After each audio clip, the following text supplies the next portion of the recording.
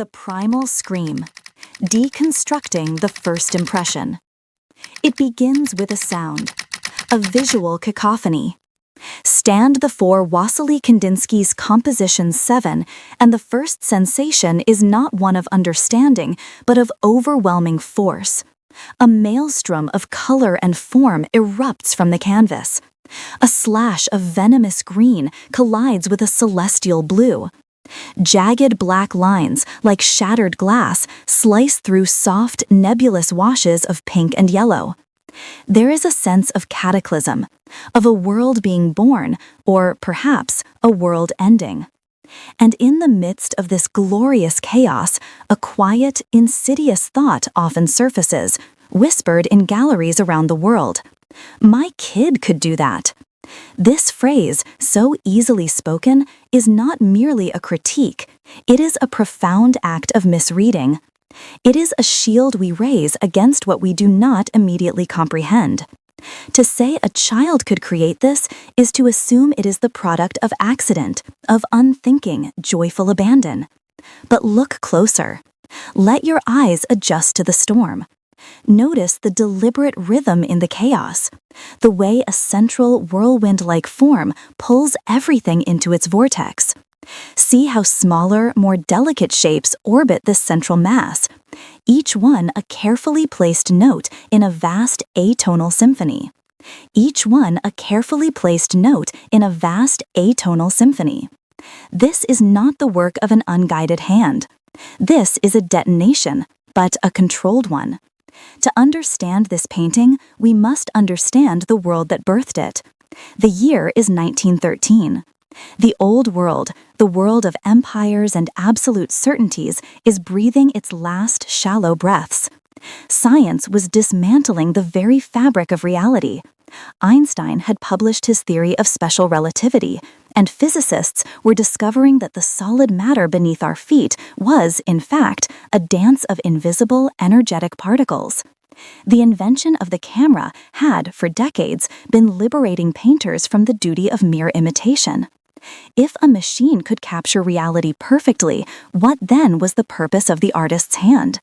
Was it simply to render a more pleasing version of a photograph? For artists like Kandinsky, this was an existential crisis that demanded a revolutionary answer. The answer was to turn inward. Art would no longer be a window onto the world, but a gateway into the soul. Kandinsky, a deeply spiritual man and a student of theosophy, believed that colors and forms possessed their own intrinsic spiritual vibrations, capable of speaking directly to our inner being, bypassing the cluttered, noisy filter of the conscious intellect. He spoke of an inner necessity, the artist's compulsion to express their innermost feelings in the purest way possible. A sharp yellow, he wrote, was like the blast of a trumpet, piercing and aggressive. A deep blue was the sound of a cello, drawing the soul towards the infinite, awakening a longing for the pure and the supernatural. He wasn't painting objects, he was painting the sound of his soul. This was a radical break, a seismic shift in the history of human expression. For centuries, Western art had been built upon the foundation of mimesis, the imitation of the natural world. Skill was measured by how convincingly an artist could render the fall of light on silk, the texture of weathered skin, the precise anatomy of a horse. Abstraction did not discard skill, it redefined it. The new skill was not one of faithful representation, but of emotional and spiritual orchestration.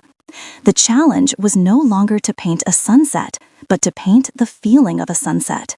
The challenge was no longer to paint a sunset, but to paint the feeling of a sunset. It required a profound understanding of color theory, of composition, of the psychological weight of a line, whether it is aggressive and sharp or lyrical and flowing. So, when we stand before a work like Composition 7, we are not looking at a random assortment of splatters. We are witnessing a meticulously constructed spiritual diagram. Kandinsky made over 30 preparatory sketches and watercolors for this piece, planning its structure with the precision of an architect designing a cathedral. Each element is part of a dialogue, a tension and release of visual energy. It is a primal scream, yes, but one articulated with the vocabulary of a philosopher and the hand of a master. It is an invitation to stop looking for something recognizable and to start feeling something real. It asks us to listen with our eyes, to experience a direct, unmediated emotional resonance. A child's drawing is a beautiful expression of pure, unfiltered innocence. Kandinsky's art is the deliberate, intellectually rigorous, and spiritually desperate attempt by a modern adult to reclaim that same purity of expression in a world that had lost its faith in surfaces. Block 2. Beyond the brushstroke. Technique, theory, and the mind of the artist.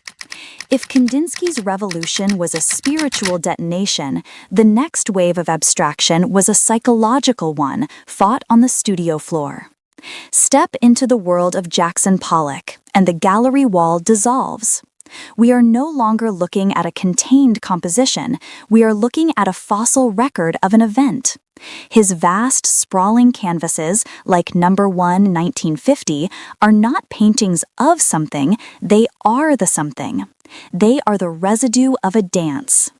Here, the dismissal, "my kid could do that," feels almost more pointed because the technique itself, the dripping, the splattering, the pouring of paint from a can, seems to lack the traditional, delicate touch of the master's brush. But this is to mistake the tool for the intention. Pollock's action painting was a radical collaboration with chaos, a partnership with gravity. He laid his canvases on the floor, moving around and within them, becoming a part of the artwork itself. He used sticks, trowels, and hardened brushes to fling and dribble household enamel paint in rhythmic looping skeins. This was not random. This was a highly controlled physical discipline, a synthesis of body and mind. Fling and dribble household enamel paint in rhythmic looping skeins. Watch films of him at work. There is no hesitation. There is an intense, focused choreography, a raw, athletic grace. This process was deeply rooted in the psychological landscape of the mid-20th century. The world had just clawed its way out of a second, even more devastating global war.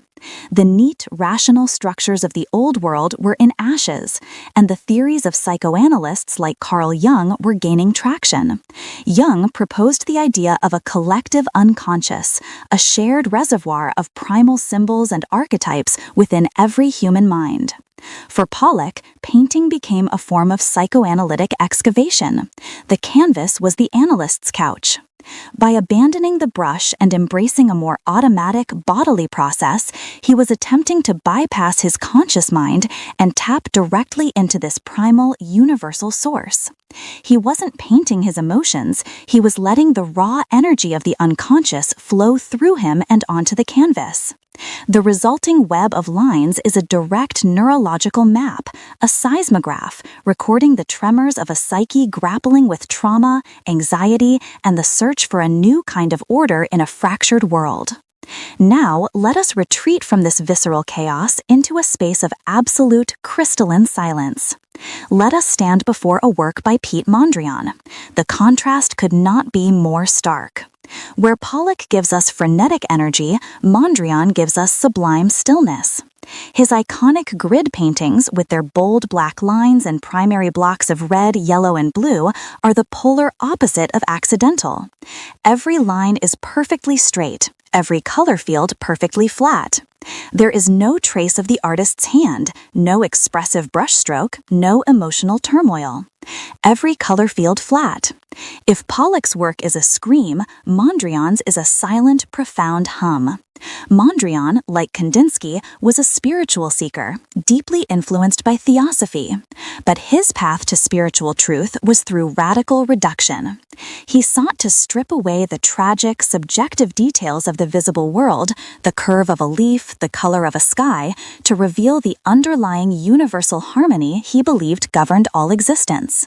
His grid is not just a pattern, it is a philosophical statement. The vertical lines represent the masculine, the spiritual, the dynamic. The horizontal lines represent the feminine, the material, the tranquil. Their intersection in perfect equilibrium is a utopian vision of universal balance. He called his style neoplasticism, or the new plastic art, and he believed it was a blueprint for a better, more harmonious future. This wasn't simple design.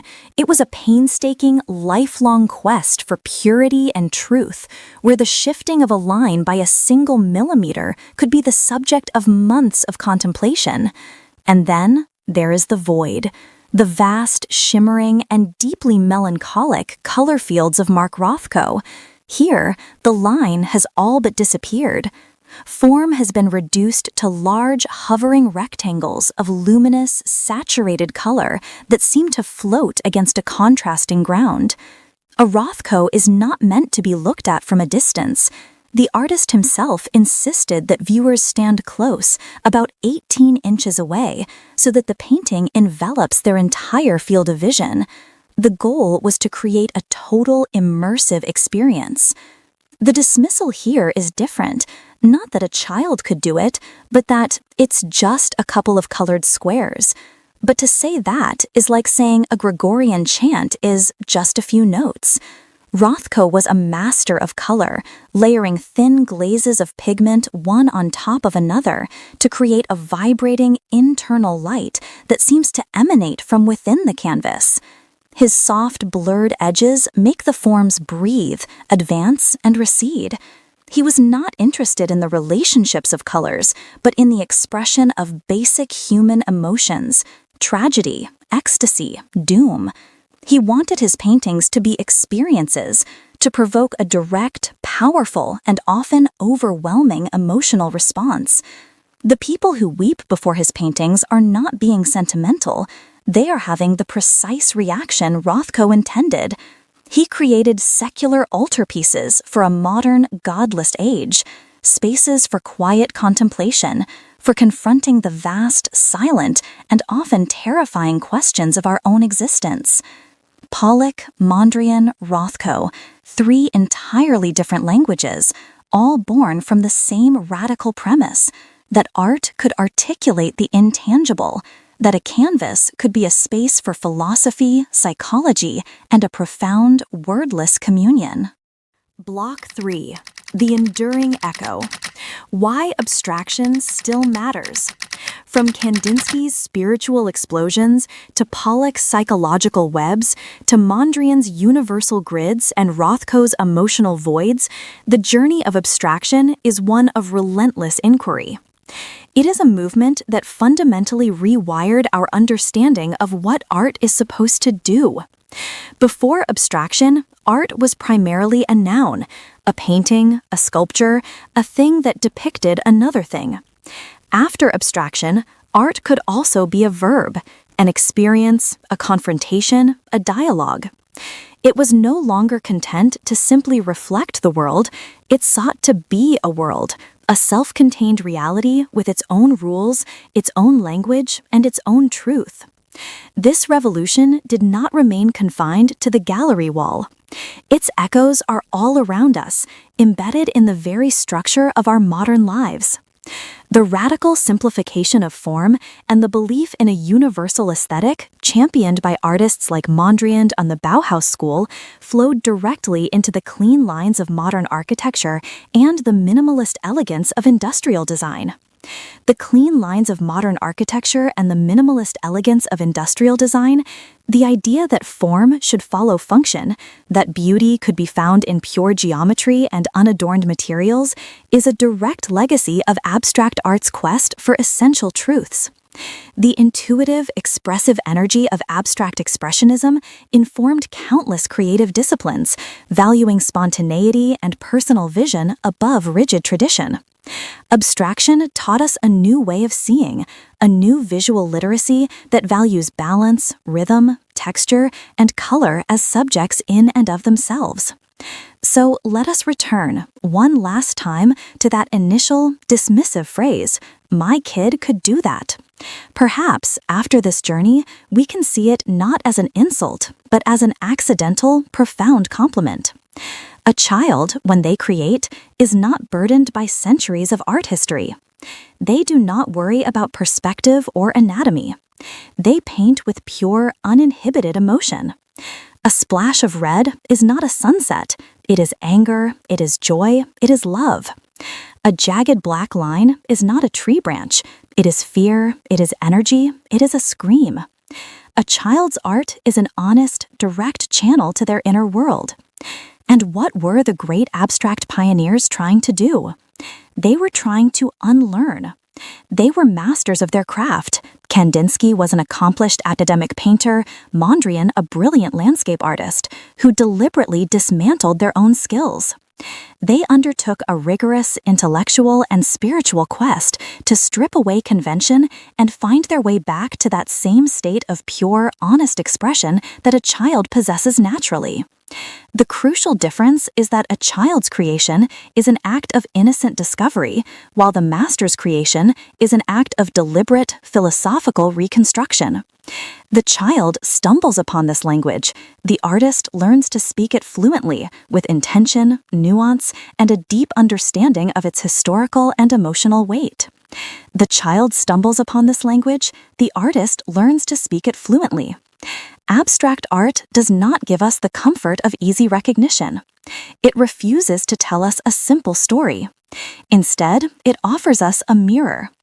When we stand before a Pollock, we are not just seeing paint, we are seeing a map of human energy. When we are enveloped by a Rothko, we are not just seeing color, we are confronting our own capacity for sorrow and transcendence. It demands something from us. It demands patience, an open mind, and a willingness to feel. It asks us to stop looking for a narrative and to start participating in an experience. The enduring power of abstraction is that it remains a testament to the human need to give form to the formless, to articulate the unspeakable. In a world saturated with images that tell us exactly what to think and how to feel, abstract art creates a space of profound freedom. It is a silent conversation between the artist's soul and our own. It proves that the most powerful truths are often those that cannot be put into words, but must be felt in the vibration of a color, the energy of a line, and the quiet, demanding presence of the canvas itself. It doesn't just show us something new, it changes how we see everything.